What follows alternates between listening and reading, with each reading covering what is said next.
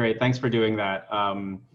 Yeah, so in health news, the numbers are pretty similar as to last week with 400,000 new cases and 5,000 deaths as of last week. The numbers do continue to rise, but I also want to highlight that national deaths have risen actually at a greater clip, so around 63% in the past 14 days over a 14-day period.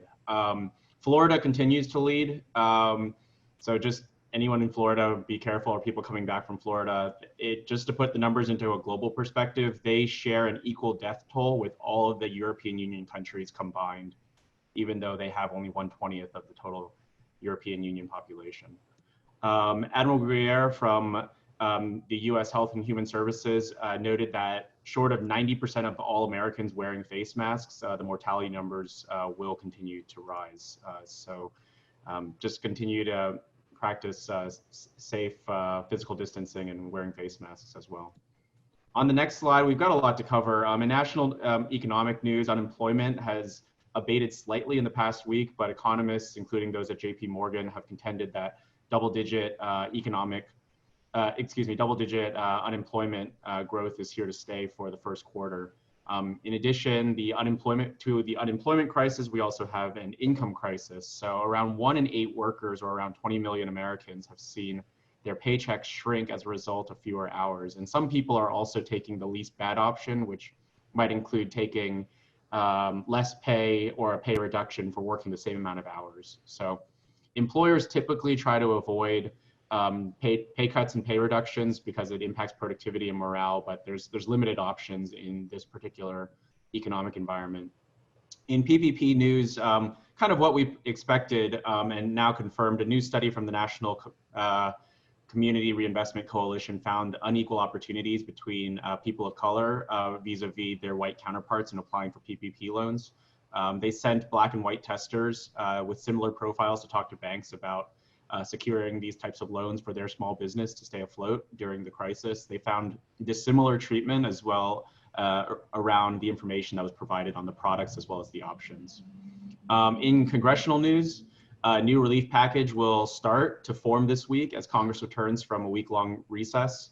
I don't expect much in the next 2 weeks, but Senator McConnell has said that any upcoming bill will include jobs, it'll include health, it'll include economic reforms, and maybe even some education pieces. And I have a lot to say on education, but we'll save that for the final slide.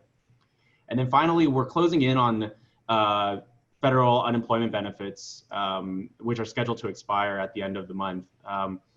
I think there's obvious benefits for keeping federal unemployment going, including helping people stay inside their houses. So not only from a mortgage or rent standpoint, but also from not going to an unsafe place to work. And then also considering that it's providing money to people who are most likely to spend it as well. In the next slide, we can see that Pennsylvania, we've hit an unhappy milestone with 100,000 cases being reported statewide.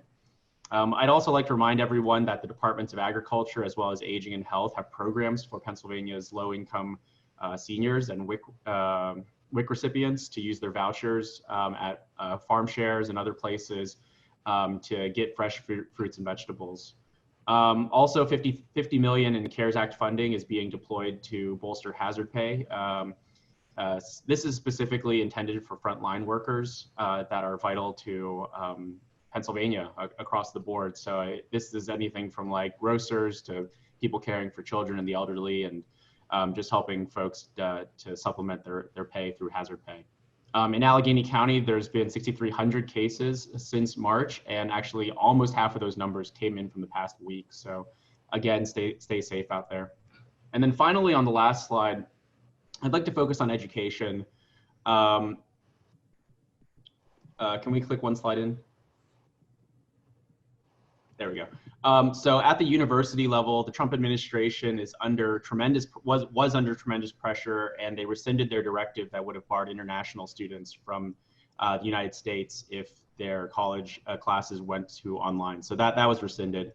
The final piece that I want to focus on here is just really around primary and secondary level education. Experts are weighing in the potential negative health outcomes with the almost certain negative education outcomes that would continue from remaining remote.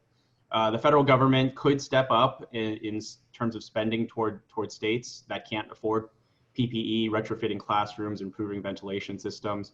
But there really is a prioritization that it should be done for those who do who are worst or least able to take advantage of online learning, especially young children and special needs children as well. I was looking at a study from South Korea that was showing that transmission rates for people under 10 years old to other 10-year-olds is actually quite low, but the spread that they can do vis-a-vis adults is around the same as adults themselves. So it's a mix of both good news and bad news. PPS has said that it will focus on providing multiple options, but the plan has not yet been approved by the school board or released publicly. The vote will happen this Wednesday and will be presented at the August 4th Education Committee meeting. I also wanted to just highlight some comments made by representatives from the National Academy of Science.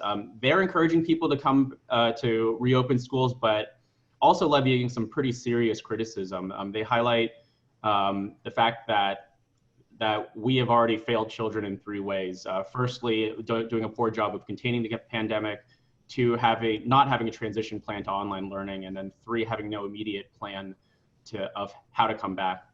And then finally, I joined the call a little bit late, but in closing, I just wanted to remember the example of Congressman John Lewis and Reverend Tyndall Vivian, who both passed away within the past week. They saw the world around them and they considered it not only what it was, but how it should be. So I just wanted to remember today their civil rights legacy and also the work that they have and the impact that they've had on everybody's life who's on this call today. So thank you all.